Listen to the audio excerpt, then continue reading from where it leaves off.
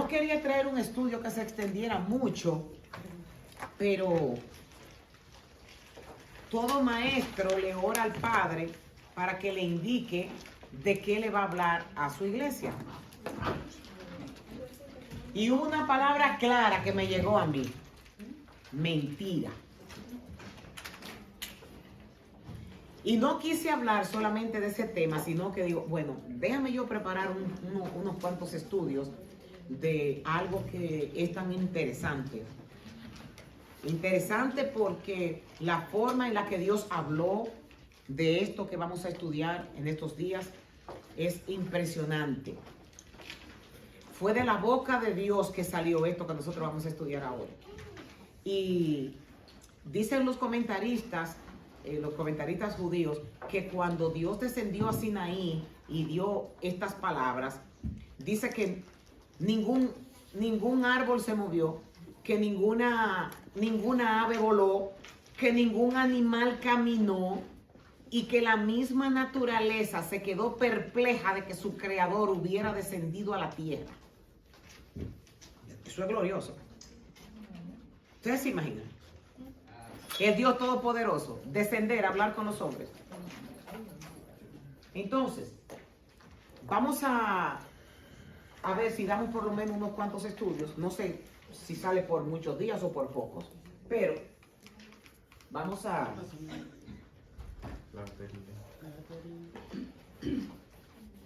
Aquí están. Amarás al Señor tu Dios sobre todas las cosas. No tomarás el nombre de Dios en vano. Santificarás las fiestas. Honrarás a tu padre y a tu madre. No matarás. No cometerás actos impuros. No robarás. No dirás falsos testimonios ni mentiras. No consentirás pensamientos ni deseos impuros. Y no codiciarás los bienes ajenos. Dentro de esos 10, cada uno es una tesis de mandamientos. Pero vamos a ver cómo nosotros abreviamos esto y podemos desglosar un poco. Por ejemplo, Moisés nunca se refiere a ellos como los 10 mandamientos. No se refiere. Nosotros sí lo tenemos en nuestra Biblia. Yo traje esta Biblia hebrea, pero Moisés no se refiere a los 10 mandamientos. Dice, entonces Dios habló, en el capítulo 20 de Éxodo. Entonces Dios habló todas estas palabras, diciendo, yo soy el Señor tu Dios, que te saqué de la tierra de Egipto, de la casa de servidumbre. Esta expresión hebrea aparece 3 veces en 3 distintos citas, en Éxodo 34, 28, en Deuteronomio 4, 13 y en Deuteronomio 10, 4. Dice el primer versículo, y Moisés estuvo allí con el Señor 40 días y 40 noches. No comió pan ni bebió agua. Y escribió, miren el grado de santidad que existía antes. Ni comió pan ni bebió agua. Una persona 40 días sin tomar agua. Pero el grado de santidad que había en ese tiempo se ha perdido con la mundanalidad y con el pecado. Es extraordinario. Esos son detalles que nosotros debemos, por ejemplo, hay gente que forzosamente, Dios sigue hablando, por supuesto, pero hay gente que forzosamente se cree que Dios va a volver a abrir el mar rojo, o que va a detener el sol como lo hizo con Josué, o que va a secar el río Jordán. Él lo hace, pero hubieron actos que se hicieron para Dios darse a conocer a la humanidad, y que nosotros hoy pudiéramos estar hablando de esos actos. Por ejemplo, y él le declaró su pacto, el cual lo mandó poner por obras, esto es, los 10 enunciados, eso es en hebreo que dice así, y los escribió en 2 tablas de piedra, y él escribió sobre las tablas conforme a la escritura anterior a los 10 declaraciones. Así es que las Biblias de nosotros hablan de los mandamientos, porque es un lenguaje más llano, más simple para que nosotros podamos entenderlo, pero realmente el término de 10 mandamientos en la Biblia hebrea no lo encontramos. Literalmente significan 10 palabras. Esa es la razón por la que en Éxodo 20 nosotros encontramos a menudo, mire, esta palabra en griego, decálogo, son los 10 mandamientos. Decálogo es 10 mandamientos. Donde quiera que usted escuche esa palabra, es 10 mandamientos. Deca significa palabra para 10. Y logo significa palabra, o sea, deca significa 10. Y logos significa palabra. Y por eso es decálogo, la palabra griega. Estas son las 10 palabras que Dios le dio a los israelitas en el monte Sinaí y las 10 palabras que Dios quiere que todos sigamos. Por ejemplo, ¿por qué Dios tuvo que hacer eso? Hay mucha gente que se pregunta, los que estaban antes de Moisés, que cómo se salvaron. Si no hay ley, no hay infracción. ¿Se entendió eso? Sí, sí. No había ley. Y al no haber ley, no había condenación. Hay mucha gente que dice, yo me voy a encontrar con Adán en el infierno. No había ley. Aunque Dios le dio una ley a él. Y más adelante nosotros vamos a hablar de eso. La ley es la expresión del corazón, del carácter de un legislador. Debemos pensar en eso antes de decir, no me gustan las leyes, o antes de enfadarnos ante la idea de que hay cosas que debemos hacer o no hacer. Por ejemplo, cuando leemos los 10 mandamientos, en todos dice, no hagas, no hagas, no hagas, no hagas, no hagas, no hagas, en todo. Cuando los niños están pequeñitos, esa es la frase que nosotros más usamos. No hagas esto, no hagas esto, no hagas el otro. Y es la primera frase que el niño aprende. No, no, no, no, no. Pero ¿sabe por qué? Porque es tanto lo que insistimos diciéndole no hagas, no hagas, no hagas, que es la palabra que el niño más rápido aprende. A decir que no. Exacto. Entonces, ¿qué es lo que a usted más le enfada?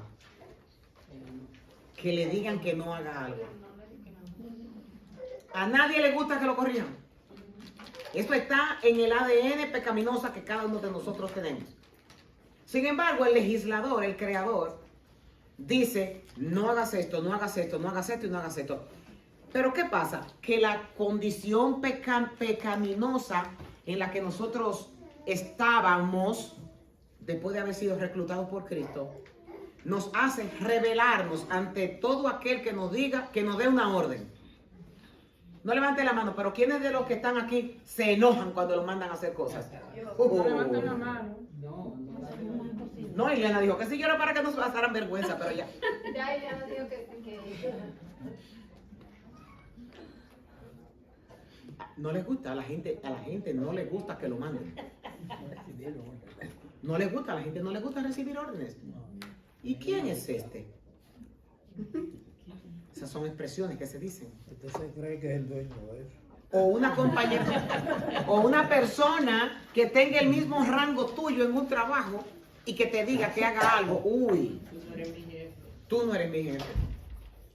¿Y quién se cree ella que yo soy? Entonces, cuando nosotros vemos aquí, los mandamientos no solo nos muestran lo que Dios quiere, sino que nos muestra cómo es Dios. Nos dicen lo que le importa a Dios. Si despreciamos la ley, le faltamos el respeto al legislador. La ley de Dios también nos revela lo que hay en nuestro interior. Orgullo, falta de sumisión. Tengo que decir ella porque ella fue la que levantó la mano. Orgullo, falta de sumisión, no hay humildad, ego. No, eso era más. ¿Eh? Decía, sería eso en Nueva York. Sí. Entonces, por ejemplo, la naturaleza pecaminosa, nuestra desobediencia y nuestra inclinación al pecado es manifestada en cada uno de esos mandamientos que Dios dio. Miren bien, la naturaleza pecaminosa, nuestra desobediencia y nuestra inclinación hacia el pecado. Los 10 mandamientos son como un espejo en donde usted se mira enfrente de ese espejo y se puede ver las arrugas, se puede ver esto, se puede ver esto, se puede ver el otro. Ahora, ¿cómo? Cuando te quitan el espejo, No se ve nada. no se ve nada. Es más, ninguno de ustedes saben cómo se ven. ¿A qué no se acuerdan cómo son? Ninguno de ustedes sabe. Yo soy linda. Está muy bien. Eso lo dice tu intelecto, pero tú no te acuerdas cómo es tu cara. Ah, bueno. Ni te acuerdas cómo es tu nariz. Ninguno de ustedes pueden. ¿Y tú, mi amor? De la única forma que ustedes se pueden ver es a través de un espejo. Hagan el ejercicio a ver si ustedes pueden reconocer su cara. Ninguno lo van a poder hacer. Ninguno. Así mismo es la naturaleza pecaminosa de nosotros. No nos podemos ver por dentro, pero la ley de Dios sí nos revela. Es como si fuera un espejo enfrente de nosotros. La ley nos enseña que tenemos la cara sucia. Y yo puedo andar con la cara sucia. Cuando usted anda con la cara sucia, ¿quién se lo dice? El que lo ve, ¿verdad? Usted nunca se da cuenta de que tiene... Límpiate ahí. Quítate esto. Mira, tiene el ojo sucio. Mira, en la nariz tiene tal cosa. Y hay gente que a veces comen frijol negro, por ejemplo, y ellos que se quedan toqueándose los dientes y usted muerta de la risa con la gente. Y viene otro de afuera y le dice, límpiate los dientes. Así mismo pasa con el lápiz labial también, como dice Andrea. ¿Qué pasa con el lápiz labial? Que Se quedan manchados los dientes. los dientes se quedan manchados. Arréglate. Así es el pecado.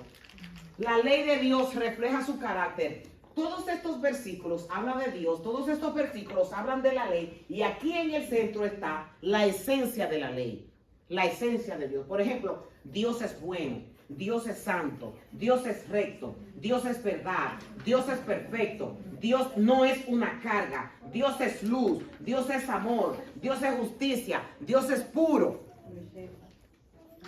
Todos estos versículos hablan de Dios y de todos estos atributos que son de Él.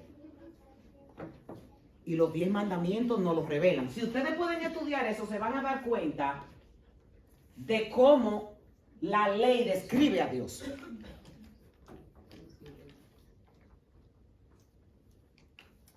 Y lo digo porque hay gente que se subleva a que Dios dice hagan. Es más, hay gente que no le gusta la iglesia por eso, porque la iglesia tiene reglas. Pero no es una regla puesta por el hombre. Yo no le puedo decir a usted haga o no haga, usted hace si quiere. Es que yo me llevo por un manual de conducta moral descrito por Dios y yo tengo que usar ese manual para aplicarlo en la iglesia, pero eso no es una ley mía. Lo que yo digo, yo me refugio en el que escribió esta ley. Es como el abogado.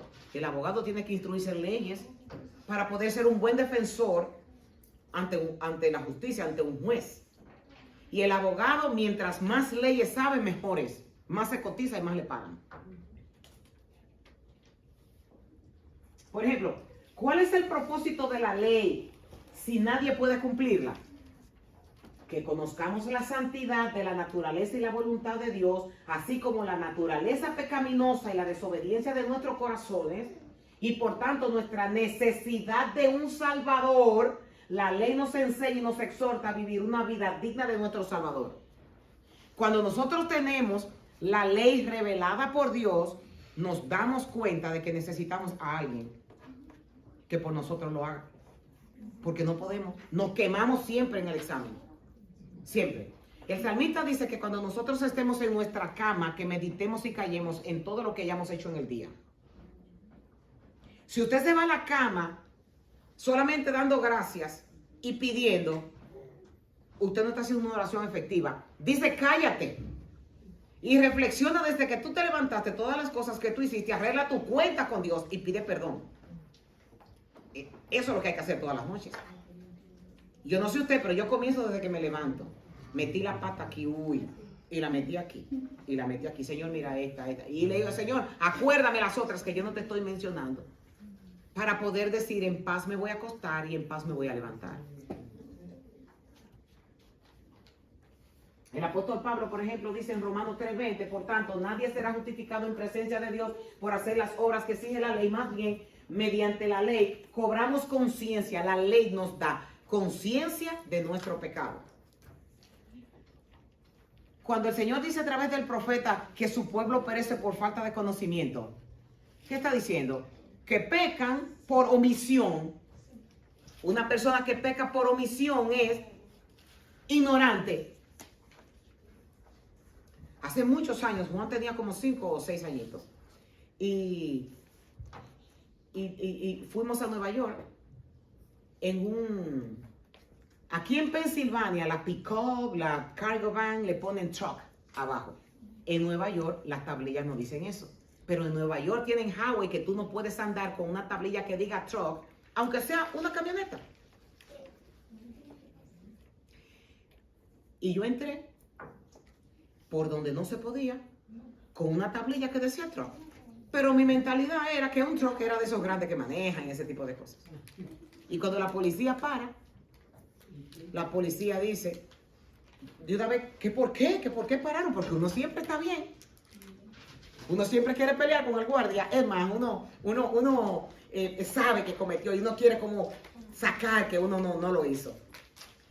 Y yo le digo, pero es que en el estado de Pensilvania eso no es un delito. Y dice, sí, pero tú estás en el estado de Nueva York y aquí sí lo es. No quedamos exonerados. ¿Por qué? Porque violamos la ley. Por no tener el conocimiento. Entonces eso se llama pecar por omisión cuando usted no sabe. Por eso es que hay que instruirse en el estudio bíblico para nosotros poder entender revelaciones de Dios. Ejemplo de esto que le acabo de decir. Cuando Jesús le hablaba al joven rico, le dijo, vende lo que tienes y dáselo a los pobres. ¿Qué fue lo que el joven rico le dijo primero? He guardado todos los mandamientos, yo hago esto y el otro. Él se sentía justificado porque había cumplido con muchas leyes. Sin embargo, el Señor Jesucristo le dice, ok, tú has cumplido con todo, ahora vende todo lo que tienes y dáselo a los pobres. El joven rico básicamente le dice a Jesús, no puedo, y se aleja con tristeza. ¿Qué sucedió en esa historia? ¿Está Jesús diciendo que todos tenemos que regalar nuestros bienes y nuestras posesiones? Claro que no. Pero en el caso del joven rico, Jesús le está revelando por medio de la ley de Dios la naturaleza pecaminosa que había dentro de él. Avaricia. La avaricia. Usted sabe, bueno, hoy no lo vamos pero cuando nosotros leemos los 10 mandamientos, ahí hay, por ejemplo, el mandamiento en donde dice, no codiciarás la mujer de tu vecino, la casa de tu vecino, los bienes de tu vecino, el buey, etc. Eso no es algo que usted lo comete. ¿A dónde está eso? En el corazón. Aquí adentro. Usted ni ha abierto la boca. Y es por eso que Cristo dice que adulterar es solamente usted desear una mujer. El hombre no ha hecho nada. El corazón. Y este hombre tenía un problema en el corazón. Y guardaba todo. Ahora, ¿cuál es el primer mandamiento? Ya voy a entrar. Esto fue una pequeña introducción para que nosotros nos demos cuenta qué importante es el que nosotros estudiemos esto. No tener otros dioses aparte de él. Y aquí Dios encarnado le está diciendo al joven rico, ¿qué tú eliges? ¿Tu dinero, tus posiciones o a mí? Y el joven rico eligió sus posiciones antes que a Dios. Y mire todo lo que había hecho bien. O sea, comenzó violando el primero ya y después por ahí continuó. Claro, porque es que la avaricia, bueno, el apóstol Pablo dice que la avaricia es idolatría. Y este mandamiento lo que habla es de que nosotros amemos solo a Dios. Y que no tengamos otro Dios. No es que hayan otros dioses, es que nosotros lo hacemos.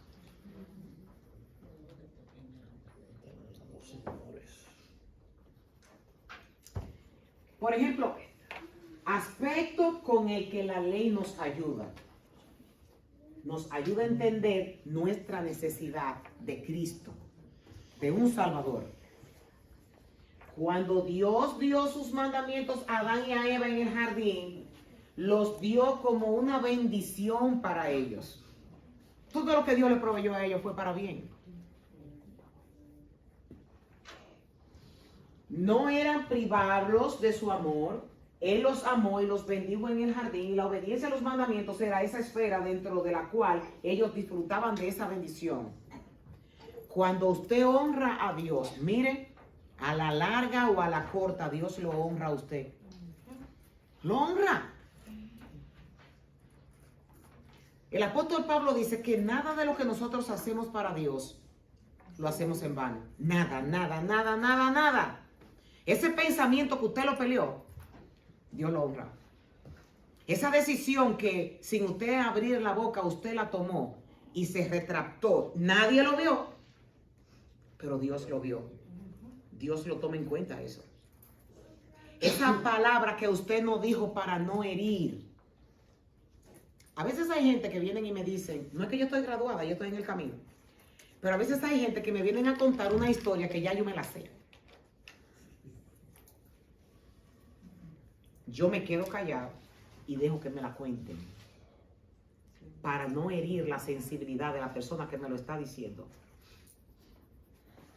Esa persona se siente entusiasmada diciéndome a mí lo que cree que es importante.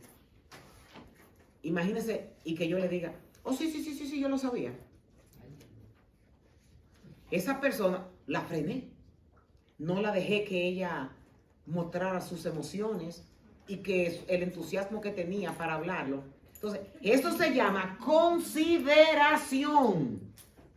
Esa persona no lo sabe, pero Dios sabe que yo estoy considerando a esa persona para no herirla. Y usted dirá, pero no tiene nada de malo porque ya usted lo sabía. Dios trabajó mucho conmigo en la paciencia. Mucho trabajó el Señor. Cuando yo digo a Carmen Peña que yo lo que hago es que me río cuando yo le escucho yo la oración diciendo que al Señor dándole gracias de que por la paciencia de la pastora. Ay, si tú supieras de dónde Dios me sacó. Bueno, pastora, yo no tengo ni el 1% de esa paciencia. ¿Cómo se lo digo? Sí tengo. Yo hacía eso y cortaba porque como yo soy tan rápida para en los pensamientos, mire, usted me está hablando, ahorita el hijo mío me llama que están haciendo un trabajo en mi casa y digo yo, cállate, que me sueno a mí. ¿Qué es lo que hizo? ¿Por qué serio? Porque él estaba tratando de darme explicaciones, mira mami que hay que hacer esto, que hacer. Sí, mi hijo, haga lo que tenga que hacer. No que le tengo que explicar, no que siento que me estoy escuchando yo misma. Hazme el favor. Alberto. Entonces, yo lo hice porque era con él, pero si es otra persona me quedo callada. Son detalles que uno tiene que Dios los toma en cuenta y se lo pone como ganancia. Como ganancia. Primer mandamiento, vamos a entrar en materia. No, usé la versión hebrea. No reconocerás los dioses de otros en mi presencia. No es que haya otra deidad, pero los hombres la hacen. No es que hayan otros dioses, es que los hombres lo fabrican. No harán junto a mí dioses de plata ni dioses de oro. No seguirán a otros dioses, a ninguno de los dioses de los pueblos que los rodean. Esto es un país lleno de dioses. Y nosotros estamos influenciados por todos los dioses que hay en este país. Y adoramos lo que adoran los que son impíos. y adoramos lo que adoran otros. Y sentimos que no estamos en onda. O que no estamos a la vanguardia, que estamos, como dice Alejandrina, porque tenemos que ir como a la par. No nos gusta que nos vean diferentes. No. Yo tengo que ir en el flow de donde van los otros también.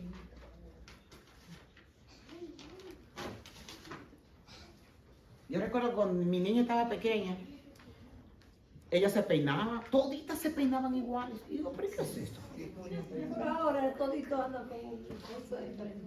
Y digo, ¿pero qué es esto? Es que no hay identidad, no la hay. Muchachos como Daniel, no lo hay.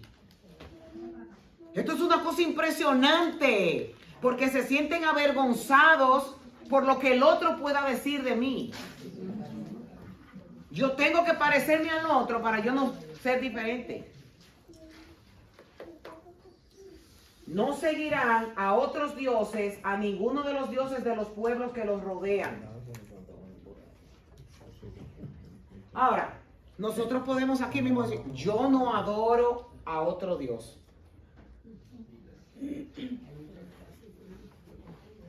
Ay, no, yo no.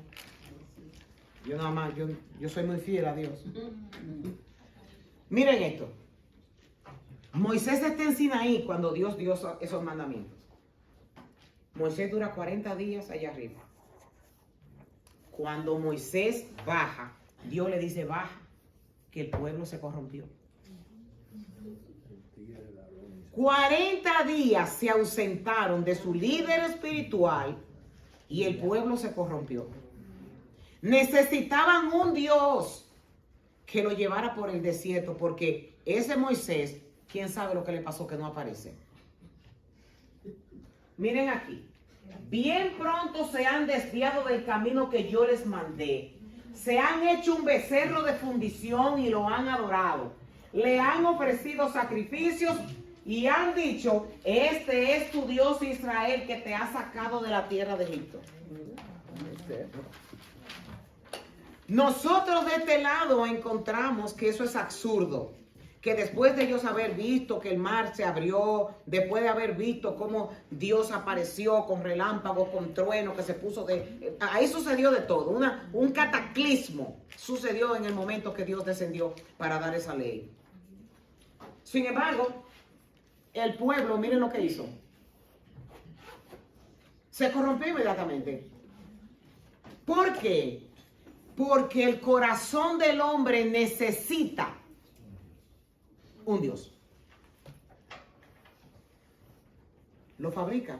Yo he dicho eso como 1000 veces, pero lo voy a decir otra vez. Juan Calvino dice que nosotros tenemos una fábrica de ídolos en el corazón. Una fábrica de ídolos en el corazón. Ídolos del corazón. Pablo nos explica que antes de conocer a Cristo, oigan la definición de Pablo en Gálatas 4:8, éramos esclavos de los llamados dioses que ni siquiera existen. Y en Ezequiel 14:3 dice, hijo de hombre, estos líderes han levantado ídolos en el corazón. Servían en el templo, hacían el ritual que Dios pedía que se tenía que hacer para sus ceremonias. Sin embargo, Dios veía que estos líderes tenían sus corazones llenos de ídolos.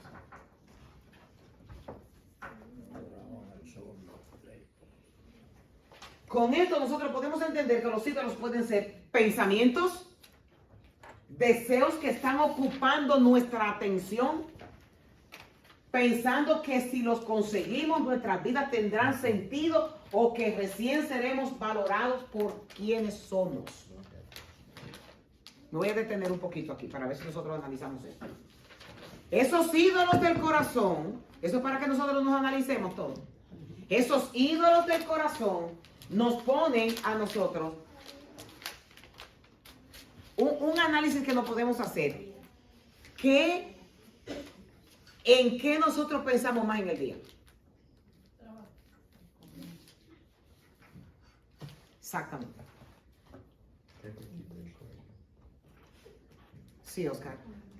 Que muchas veces nosotros lo justificamos. Claro. No, yo estaba esperando que alguien dijera algo, vamos, tenemos que trabajar, pastora. Porque justamente al principio de esta semana ni a mi esposa le había dicho, pero el trabajo ha estado un poco lento y a la vez también yo he querido salir de unas cuantas deudas que tengo porque el estudio de que tenemos que pagar lo que debemos. Pero El estudio, para los que no lo escucharon, escúchenlo. Paga lo que debes. Y pagué. entonces, No, ese día me pagó todo el que me debía. hay oportunidad de yo trabajar más, pero requiere yo hacer otro sacrificio y es que yo tuviera que irme de la casa por la semana entera y regresar el fin de semana y ya en mi mente yo estaba analizando, pero yo puedo faltar por un mes, los miércoles, los ensayos quizás si llego justo a tiempo, hablo con Nicole, negocio para que ella se quede atendiendo la casa y llego el fin de semana, voy a la iglesia y mi mente ya estaba procesando que yo iba a hacer para salir de este problema, pero después el mismo Señor. Entonces tú te vas a descuidar, no vas a ir a los estudios, vas a descuidar a tu familia, la vas a dejar sola en la casa y sucesivamente. Y uno justifica a veces las cosas que busca cómo justificarlo. El método mío es que tengo que pagar lo que debo, quiero salir, pero entonces quiero meterme en otro lío por otro lado. Sí, es más, mira, muchas veces hasta dentro del mismo ministerio en la iglesia nosotros hacemos un ídolo. Un ídolo a lo que hacemos en la iglesia. Un ídolo a mi ministerio. Porque yo quiero hacerlo bien. Yo quiero recibir. Oiga, no es tan blanco y negro como yo lo estoy diciendo. Pero es así. Yo quiero recibir la aprobación en la iglesia de lo que yo estoy haciendo. Yo misma vengo siendo no estoy hablando de mí, me estoy utilizando. Yo misma vengo siendo mi propio ídolo. Porque yo quiero recibir gloria de los que están en la iglesia por mi buen trabajo. Y hay que tener, mire, eso es una línea muy fina. Muy fina. El apóstol Pablo dice en la epístola a los Colosenses que todas las cosas que nosotros hagamos las tenemos que hacer como si fueran para Dios. Es por eso que hay mucha gente en la iglesia que se disgusta y hasta se van de la iglesia. Porque no lo hacían para Dios. Lo hacían para ellos mismos y al su ego no estar alimentado, lo que hacen es que se disgustan y se van. Pero se van arrastrando su ídolo agarrado. Se lo llevan a donde van. Y se creen que el problema se resolvió mudándose de iglesia. Usted se llevó su pequeño enanito ahí con usted. No ponen a predicar. No ponen a esto. No me reconocen. No me reconocen, etcétera, etcétera, etcétera, etcétera. Eso es una de las lancitas que el diablo le pone. Que no me reconocen. El enganche. Una palabrita. Entonces, oiga bien, el ídolo ahí soy yo, porque no me están dando la pleitesía que yo quiero. Ahora, cuando usted hace las cosas para Dios, mira, usted se rompe y no hay problemas. Y no hay problema, y que nadie lo vea y no hay problema. O sea, que la Biblia nos habla claramente que tú vas a tener más gratificación cuando tú haces las cosas en lo secreto que cuando tú las haces en público. ¿Sabe qué dice el Señor Jesucristo? Si tú quieres gloria y haces las cosas buenas, te van a dar gloria, pero ahí se quedó arriba, no va a hacer nada. No va a ir ningún depósito para allá arriba, tu depósito se quedó aquí abajo. Por ejemplo, nos encontramos nosotros vamos a encontrarnos con muchísimos idólatras en la Biblia, con muchísimos idólatras. Y lo glorioso es que Dios los muestra para que nosotros podamos aprender, como dice el apóstol Pablo. Raquel, la historia de Raquel. Raquel y Lea, dos hermanas. Llega Jacob. Jacob se enamora de Raquel porque era bella. Labán lo engaña. Y la noche de bodas a quien le entrega a la hermana mayor. Lea no era tan atractiva. Y dice la Biblia que Jacob la amaba tanto que trabajó 14 años y le parecieron los días como nada por amor a Lea, por amor a Raquel. Ahora, voy a hacer un paréntesis aquí para que nosotros... No fue que él duró 14 años para casarse con ella. Él se casó, él se la dio de una vez. Sí. Él se la dio de una vez a ella, pero él le pagó después. Los 14. Como estaba ese Ya, se hombre. la dieron fía. Como estaba ese hombre, con ese corazón, mira que le arrancaba la cabeza a Labán por lo que le hizo. Al grado que de ahí en adelante ninguna novia en Israel se puede casar tapándose la cara. Ustedes recuerdan que antes había unos velos que se podían dar. En Israel está prohibido eso. Tienen que quitarse su velo, que el hombre la vea para que no pase lo que le pasó a Jacob. Y ellos lo tienen eso como un ritual. Y lo dicen claramente para que no pase lo que le pasó a nuestro patriarca. Que lo engañaron. Como ella, como Raquel. Entonces, Raquel llega un momento en donde ya Jacob está cansado del asedio de Labán. Labán le ha robado por muchísimos lados y toma la decisión. Dios le dice, mira, vete para tu tierra donde estaban tus padres y llévate a tu mujer y llévate a tus hijos. Dice que él estaba esquilando ovejas por un lado, trabajando por otro lado. Y preparó todas las cosas y se fue.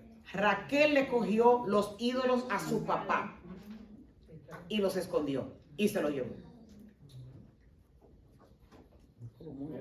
Como ella, todos nosotros luchamos al poner nuestra esperanza y confianza en algo. Alguien, cualquier cosa que no sea Dios verdadero.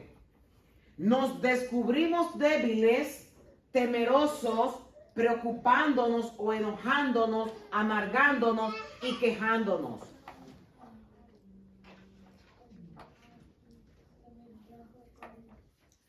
Raquel le robó a su padre. Oiga bien las consecuencias de la idolatría. Raquel le robó a su padre, ella tomó sus dioses, ella engañó a su marido porque tampoco se lo dijo, puso en peligro a toda su familia porque Labán fue para matarlos. Puso en peligro a toda su familia y después cuando Labán, su padre, le preguntó sobre la desaparición de sus ídolos, otra vez mintió. Y dijo que tenía las reglas de las mujeres y era que ella estaba sentada encima de los ídolos. Y Jacob pronunció una maldición ahí mismo, que el que tenga los ídolos, que muera. Pero ella tenía un corazón idólatra. Si un judío me escucha decir eso de una de sus matriarcas, me corta. Pero eso era verdad. ¿Por qué recurrió a ídolos? Era una mujer bonita, fue amada por su esposo. ¿Qué más podía querer? Tenía dinero. Tenía dinero. ¿Qué más podía querer esta mujer?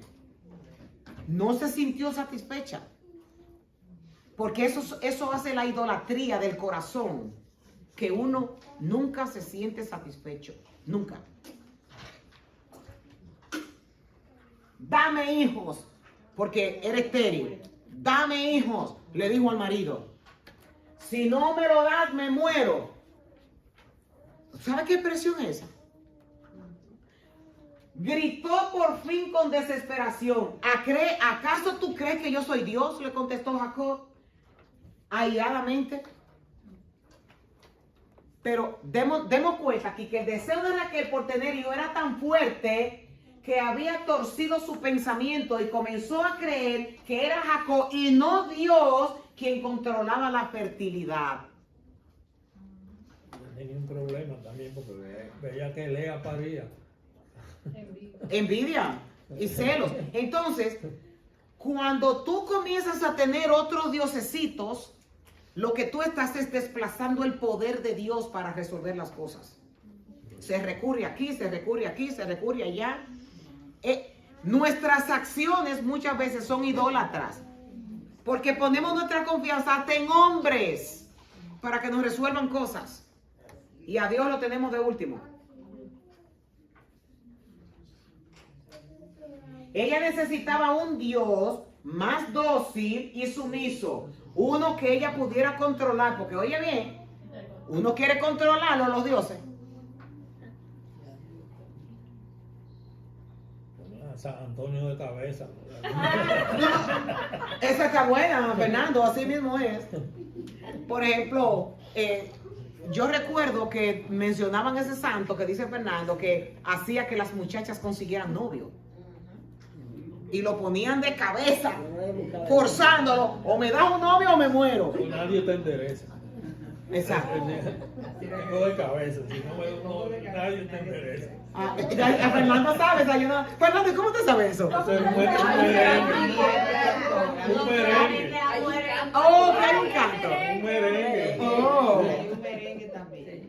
Yo no sabía. Pero mira, ella necesitaba un Dios que ella pudiera controlar. Quería un Dios que le diera lo que ella necesitaba. Quería un Dios que se pudiera sustraer. Uno que se pudiera esconder. Quería un Dios que pudiera guardarlo en su bolso. Porque eso es otra cosa. Uno anda con el Dios para todas partes. Con el ídolo para todas partes. Hasta en eso el diablo quiere imitar Un a Dios. talismán.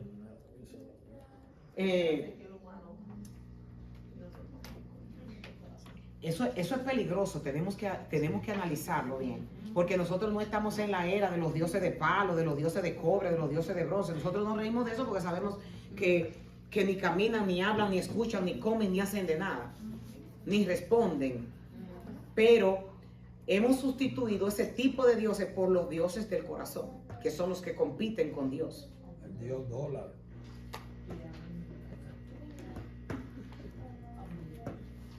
Ídolo doméstico. Vamos a hacernos esas preguntas internamente. Por ejemplo, ¿qué es lo que tanto anhelo al punto que mi corazón clame, dame esto o me muero? Cada uno de nosotros tiene algo. Prosperidad, controlar al esposo, el trabajo porque tengo muchas metas y eso es lo único que me va a dar lo que yo quiero. Porque Dios dice, ayúdate que yo te ayudaré.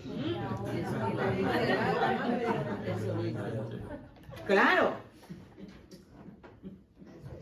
Y hacen unos esfuerzos sobrenaturales y se les olvida esa palabra cuando Dios ha dicho que de Él es el oro y de la plata y que de quien Él quiere, Él tiene misericordia. Gloria a Dios. Se olvida eso. Y queremos como manipular a Dios con las cosas. ¿Usted se cree que cuando usted tiene necesidad Dios no lo sabe? Lo sabe. ¿Y qué pide Él? Que seamos fieles a Él, que se encarga de lo demás. A mi casa van muchísimos pajaritos y ninguno de ellos yo lo veo tocándome la puerta pidiéndome. Yo me siento ahí atrás en mi casa. Solito se lo comen. Pero porque la Biblia dice que Dios se encarga aún de los cuervos. ¿Y por qué el salmista habla de los cuervos? Porque cuando los cuervos tienen su cría, como el cuervo es negro, la cría es blanca y no lo quieren. El cuervo se pone negro después que crece. Entonces la mamá cuervo desconoce a su polluelo y no lo quiere. Ese es racismo en cada animal. Pero ¿sabe qué dice el salmista? Que Dios tiene compasión de ellos y los alimenta. Son racistas, sí mismo. Para darnos confianza a nosotros. Una maldición comprendida en la idolatría. Aquí en Jeremías 17, 5, 6. Dice el Señor: malditos son los que ponen su confianza en los hombres, que se apoyan en la fuerza humana, en el trabajo que yo hago, lo que estaba diciendo Oscar, y apartan el corazón del Señor. Son como los arbustos raquíticos del desierto, sin esperanza por el futuro, y van a vivir en lugares desolados, en tierra de poblada y salada. Eso es una maldición decretada por Dios para todo aquel que ponga su confianza en sus propias habilidades o en otro hombre. Está duro esto. Porque no soy yo, es una maldición dada por Dios para todo aquel que pone su confianza en otra cosa que no sea Dios. Pastor, donde dice que la tierra es desolada y salada, ahí no crece nada. Ahí Nada, no hay nada, alimento, nada, ahí nada. no hay- Tú no ves lo que habla de arbustos raquíticos del desierto. ahí no hay Imagínate. alimento, ahí no hay nada. Ahí no hay nada. Ahí no hay nada. ¿Qué notas en el hombre que confía en algo que no es Dios? Nunca está satisfecho. Es como un arbusto en el desierto, una zarza en el yermo. ¿Qué podría ser más insatisfactorio que esto? Usted sabe lo que es usted. Mire, el proverbista dice hasta que nosotros disfrutemos del fruto de nuestro trabajo para que llevemos las cosas equilibradas. Hay gente que se matan trabajando porque tienen unos proyectos y en el camino ni siquiera tienen una tregua. Sacrifican a los hijos, sacrifican la familia, sacrifican todo. Lo sacrifican todo supuestamente. Yo estoy de acuerdo en que hay un tiempo en donde uno tiene que sacrificarse, todos poniéndose de acuerdo.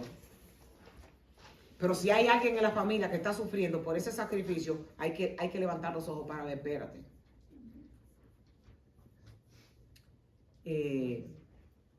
Gladys estaba en mi casa hoy y ella me estaba diciendo de que sus nietos querían los yoyos, yo no sé, en Puerto Rico se llaman yoyos, que juegan así los niños. Sí. Y dice ella que ese niño estaba feliz. Y ella fue en el Dollar Store que compró eso. Porque la felicidad del niño no está en la abundancia de lo que tú le das, es la calidad con la que tú se la das. No tengas otros dioses además de mí. Yo soy el Dios todopoderoso. En la Biblia Dios se revela a sí mismo con el nombre del Shaddai, que significa el Dios todo suficiente. Cuando nosotros leemos el libro de Deuteronomio, nos encontramos que Dios tiene muchos nombres, porque Dios quiere convencernos a nosotros de que Él es todo suficiente para dar todo lo que nosotros necesitamos. Y que Él quiere que nosotros pongamos nuestra confianza exclusivamente en Él. El vocablo Shaddai procede de Shah, que significa pecho femenino, como fuente de nutrición y descanso del niño hambriento y desesperado. Uy, qué cosa más linda. De ahí que la palabra Shaddai se traduce como todo suficiente, aplicando a Dios la figura de una madre que sustenta y protege a su niño. Precioso. El Shaddai viene de ahí. Esa palabra tan hermosa. Dígame usted cuando un bebé recién nacido, ¿dónde está la bebé de Ross?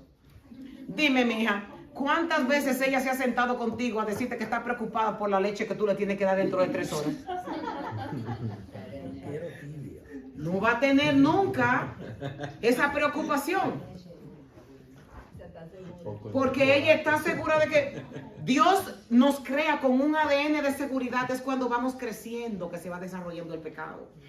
Porque esa niña nació y no sabe de dónde sale la comida, ni sabe de dónde sale la ropa, ni sabe de dónde salen los pampers. Esa no sabe de nada. Ni se preocupa. Ni se preocupa, y tiene su pamper, y tiene su ropa, y tiene donde dormir, y tiene cómo cobijarse, y tiene su comida a su tiempo. Eso es lo que Dios quiere que nosotros seamos como esa niña. Que nos acostemos a dormir confiado en que Él tiene el control de todo. Ahora, si usted es un negligente que sabe que tiene que trabajar y se sienta esperando que llegue el maná, ya eso es una parte irresponsable suya. Pero si usted es diligente, déjele los resultados al Señor. El nombre de Dios, el Shaddai, aparece 48 veces en el Antiguo Testamento y nos señala a Dios como la fuente inagotable de toda bendición y cosa buena. Dios es todopoderoso, fuerte, inmenso e impotente como las montañas. Es inexpugnable, infranqueable, invencible, pero también es un Dios cercano, tan cercano como el pecho de una madre. Una madre que nos cuida, que nos nutre, que nos protege, que nos defiende, que desea lo mejor para nosotros y que nos quiere ver crecer en bienestar, satisfacción y felicidad. Eso es nuestro Padre. Sino Él mismo, porque los nombres Él que se los da. A Dios nadie le puso ningún nombre. Cuando Él se le apareció a Moisés, se le apareció con esto que está aquí. Este es el nombre de Dios, literal. Literal. Así fue que Dios le dijo a Moisés que Él se llamaba. Pero como es un nombre impronunciable, lo que hicieron fue, se llama tetragramatón, esto. Lo que hicieron fue que cogieron las vocales de Adonai para poder ponérselo aquí y poder pronunciar, porque no tiene sonido eso. Entonces, eso es nuestro Padre. En Dios se conjugan el Padre y la Madre perfectos. Y por eso las Santas Escrituras nos recuerdan que aunque mi padre y mi madre me abandonen, con todo Yahweh me recogerá. Porque Él es Padre y Madre de nosotros. Dios no tiene sexo.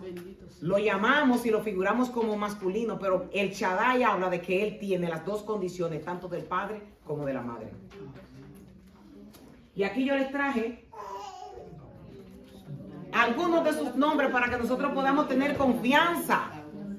Cuando nosotros estemos en tribulación, lo que tenemos es que acudir a uno de esos nombres para recordarnos a nosotros mismos el control que Él tiene sobre nuestra vida. Elohim, el poderoso creador. Adonai, el Dios que gobierna. Shalom, el Dios que es nuestra paz. Jireh, el Señor que provee. Roy, el Señor es mi pastor. Siquenú, Dios nuestra justicia. Nisi, Dios nuestra bandera, nuestra victoria. Rafa, el Señor nuestro sanador. Shanán, Dios siempre presente. Tobé, Dios es bueno.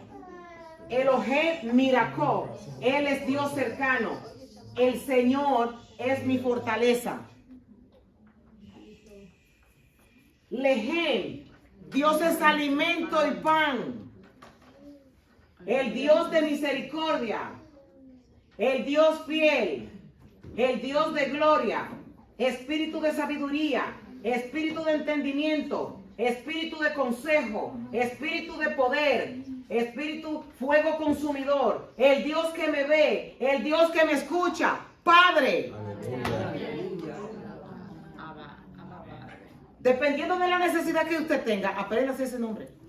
Para que cuando usted esté en medio de la aflicción, comience a llamarlo por uno de esos nombres. Diciendo, tú eres Jehová Rafa, el que me sana. Gloria a Dios. Tú eres Jehová Nisi, el que pelea la batalla por mí, el que me da la victoria. El Dios que levanta bandera a mi favor.